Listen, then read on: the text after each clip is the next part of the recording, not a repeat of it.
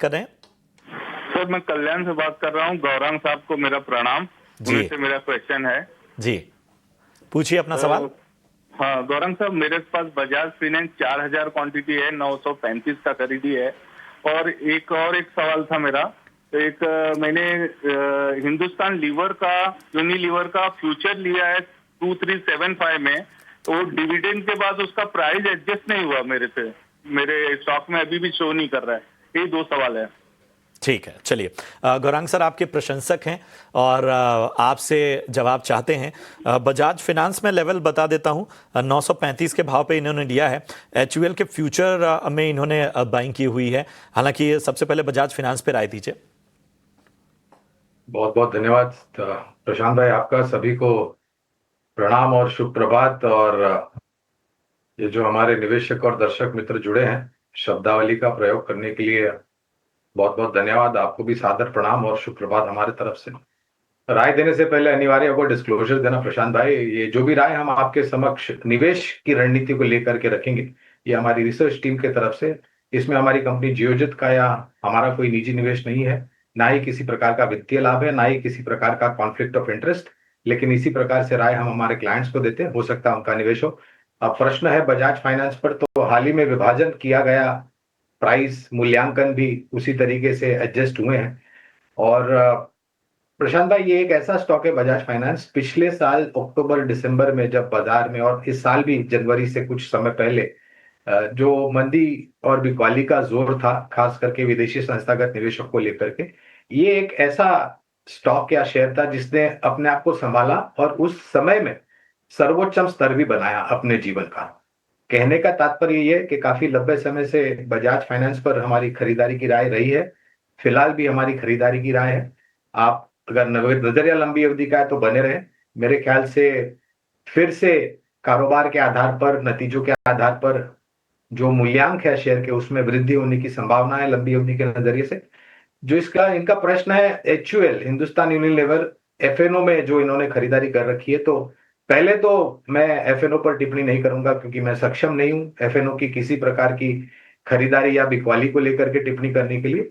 ये निर्भर करेगा आपने कब लिया था। और मेरे ख्याल से जो हमारे दूसरे तकनीकी विशेषज्ञ है, ये ज्यादा मेरे ख्याल से इस पर रोशनी डाल सकते हैं और ज्ञान वितरित कर सकते हैं। मैं इस पर ज्यादा टिप्पणी नहीं करूंगा। हालांकि ये बिल्कुल कहूंगा हिंदुस्तान यूनिलीवर पर लंबी अवधि के लिए खरीदारी की राय है, लेकिन एफएनओ में पोजीशन है तो मैं टिप्पणी नहीं करूंगा।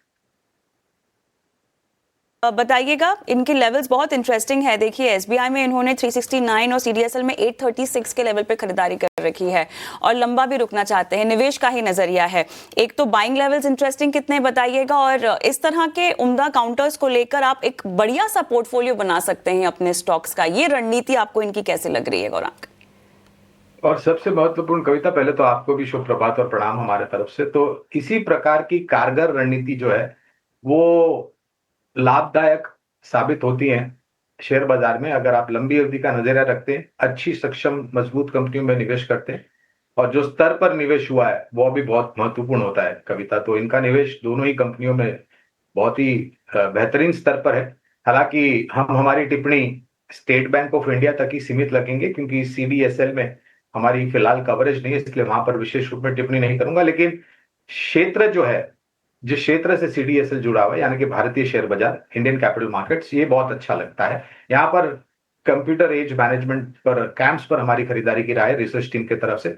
और एक धारणा ये लगाते हैं कि शेयर बाजार अच्छा करेगा तो शेयर बाजार से जुड़ी हुई कंपनियां भी जो सक्षम और मजबूत है वो अच्छा कामकाज करेगी। लेकिन विशेष टिप्पणी नहीं करूंगा सीडीएसएल पर क्योंकि कवरेज नहीं है। जहां तक प्रश्न इनका स्टेट बैंक ऑफ इंडिया पर है, तो अनुमानित लक्ष्यांक, पहले तो हमारी रिसर्च टीम की तरफ से खरीदारी की राय है, अनुमानित लक्ष्यांक जो है वो करीबन 900 रुपए के आसपास के। तो आपको अगर रुपए की जरूरत नहीं है और समय दे सकते हैं लंबी अवधि के लिए, तो स्टेट बैंक ऑफ इंडिया में बने रहे। स्टेट बैंक ऑफ इंडिया में आपको बने रहने की सलाह लंबी अवधि के हिसाब से। दर्शक फोन लाइन पर है पुणे से। नमस्कार। हाँ, good morning ma'am. Good morning sir, क्या हाल चाल, कैसे हैं? मैम बढ़िया है, आप कैसे? मैं बिल्कुल ठीक sir, thank you so much for asking. बताइए आपने कहाँ खरीदारी कर रखी है टाटा स्टील में? हाँ मैम, मैं 6 मंथ पहले जो है टाटा स्टील खरीदा था।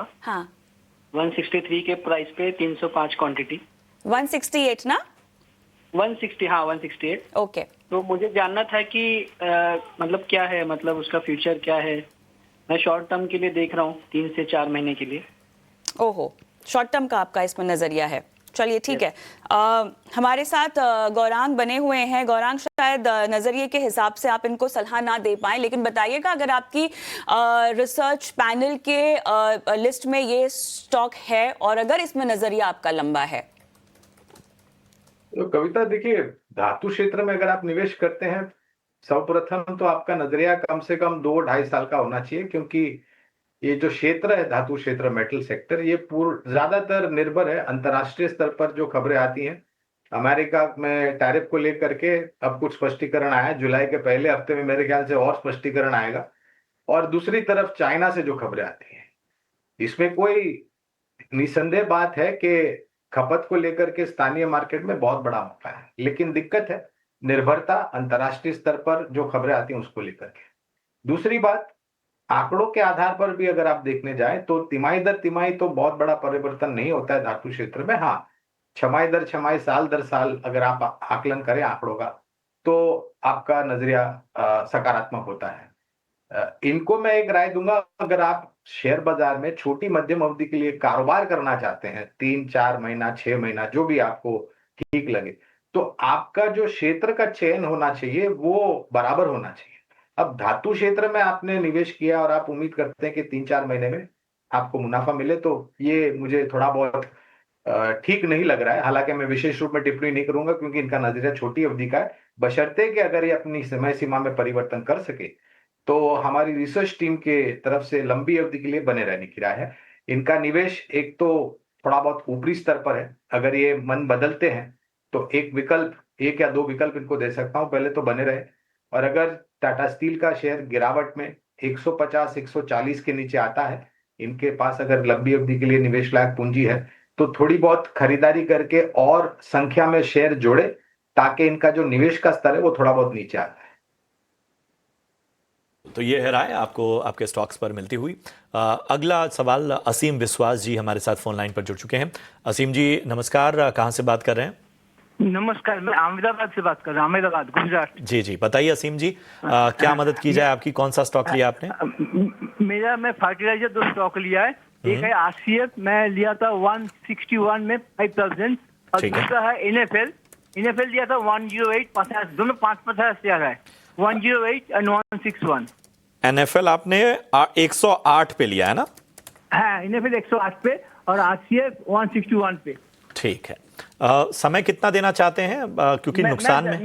मैं 2-3 साल। 2 से 3 साल का नजरिया है। गौरांग सर, मैं आपके पास आना चाहूँगा। सबसे पहले राष्ट्रीय केमिकल्स एंड फर्टिलाइजर, जिसे हम आरसीएफ के नाम से जानते हैं, 161 की इनकी बाइंग है और इनकी बाइंग से नीचे है ये स्टॉक। हालांकि आज हम देख रहे हैं कि लगभग 1.5% ये स्टॉक चला है। पिछले अगर हम 6 महीने में देखें तो लगातार दबाव में रहा है ये स्टॉक, और इस साल अब तक 11%, 12% के आसपास यहाँ पर गिरावट हमने देखी है। हालांकि ये 2 से 3 साल का नजरिया लेकर चल रहे हैं। दूसरा इनका स्टॉक है वो है एनएफएल। ये भी उन्होंने ऊपरी स्तरों पर खरीदा है, 108 के भाव पे इन्होंने खरीदारी की हुई है। हालांकि पिछले 5 ट्रेडिंग सेशन से हम देख रहे हैं कि मोमेंटम इसमें साफ तौर पर नजर आया है। तो आरसीएफ और इसके अलावा एनएफएल, इन दोनों पर राय दीजिए। 2 से 3 साल का नजरिया, लंबी अवधि का। प्रशांत भाई, ज्यादा तो इनकी मैं सहायता नहीं कर सकूंगा, क्योंकि ये दोनों कंपनियों के ऊपर कवरेज नहीं है। एक समय पर इस क्षेत्र से जुड़ी हुई एक कंपनी है कोरोमंडल इंटरनेशनल, जिस पर हमारी पहले खरीदारी की राय थी।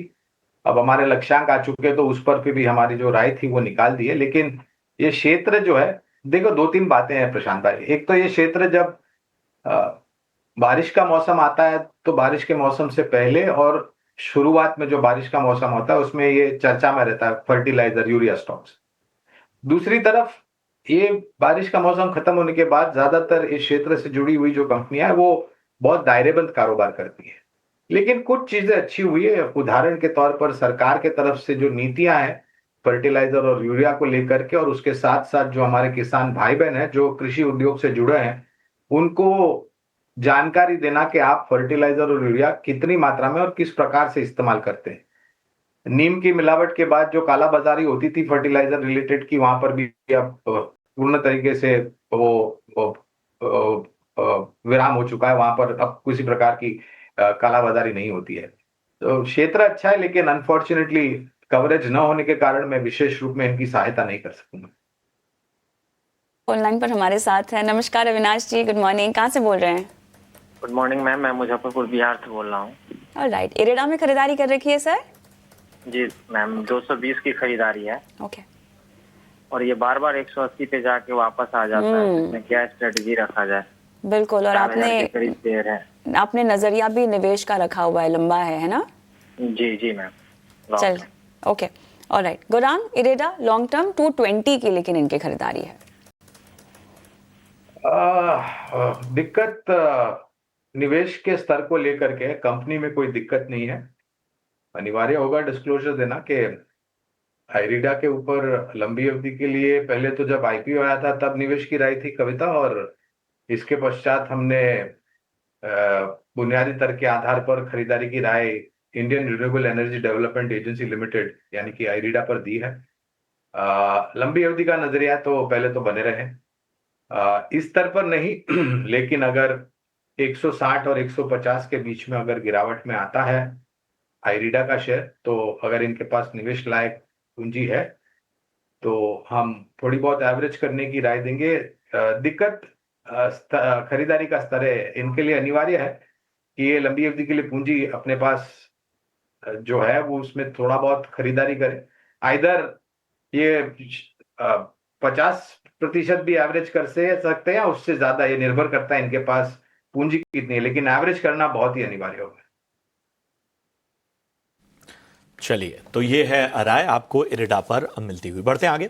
उमेश का सवाल लेते हैं जोधपुर राजस्थान से। उमेश जी नमस्कार। नमस्कार जी, बहुत बहुत नमस्कार जी। बताइए क्या मदद की जाए आपकी? मेरे पास हेल के करीब 700-800 शेयर हैं, HAL। ठीक है, बाइंग प्राइस आपकी 4970 की है? हाँ, 4970 की है। अब एवरेज मैंने उसको 49 कर दिया है। ठीक है, ठीक है, ठीक है। चलिए, लंबी अवधि का नजरिया आप लेकर चल रहे हैं इसमें? हो सकता है। ठीक है, चलिए। गौरांग सर, मैं आपके पास आना चाहूंगा डिफेंस क्षेत्र पर। मतलब मैं तो जब भी आपके साथ चर्चा करता हूं तो डिफेंस क्षेत्र पर आप हमेशा विस्तृत नजरिया देते रहते हैं, और लगभग ज्यादातर शोज में बहुत ही बेहतर तरीके से आपने वक्त वक्त पर रणनीति खासतौर पर डिफेंस क्षेत्र की और सरकारी शेयरों को लेकर जताई है। HAL इनकी खरीदारी है 4900 के स्तर की। बताइए क्या करना चाहिए? ने बहुत ठीक फरमाया। क्षेत्र हमें बहुत पसंद आता है और काफी लंबे समय से हमने हमारे ही चैनल नाव स्वदेश पर चर्चा भी की है और लोगों को निवेश करने की राय दी है।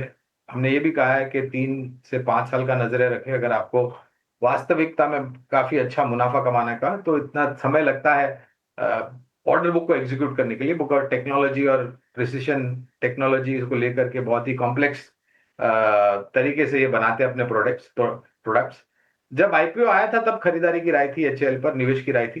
फिलहाल तो कवरेज नहीं है, लेकिन ये एक रक्षा क्षेत्र की सरकारी कंपनी जो कि लड़ाकू विमान और लड़ाकू हेलीकॉप्टर बनाती है, जैसे कि लाइट कॉम्बैक्ट हेलीकॉप्टर प्रचंड, तेजस लाइट कॉम्बैक्ट एयरक्राफ्ट का पहला रूप, उसके बाद दूसरा तीसरा रूप। और हमें लग रहा है कि आने वाले समय में जिस प्रकार की ऑर्डर बुक है, बहुत ही बेहतरीन तरीके से इनको फायदा हो सकता है। विशेष रूप में टिप्पणी नहीं करूंगा क्योंकि कवरेज नहीं है, लेकिन एक बहुत ही सक्षम और मजबूत कंपनी है हिंदुस्तान एरोनॉटिक्स लिमिटेड। चलिए, तो इसी सलाह के साथ हम योर स्टॉक के सेशन को भी यहीं समाप्त करते हैं। गौरांग आपका, अजीत आपका बहुत बहुत धन्यवाद। समय दिया, दर्शकों के सवालों के जवाब दिए आप दोनों ने ही। धन्यवाद।